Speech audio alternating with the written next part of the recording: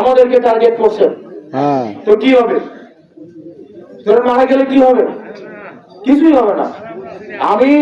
আমি যদি মারা যাই, এরকম অনেক মানুষ রাস্তায় দাঁড়ায় যাবে, যাবে না? অনেক মানুষ রাস্তায় দাঁড়ায় যাবে। এই লড়াই, এই আমাদের ইনসাফের যে আমাদের আজাদির যে সিলসিলা, এই সিলসিলা অব্যাহত থাকবে। মনে রাখতে হবে, নতুনদের মধ্য দিয়ে পরিবর্তন আসে। মোহাম্মদ বিন কাসিম 17 বছর বয়সে এই ভারতবর্ষ জয় করছে, বলে নাই? করছে কিনা? বছর ছিল কত? 17। কত ছিল?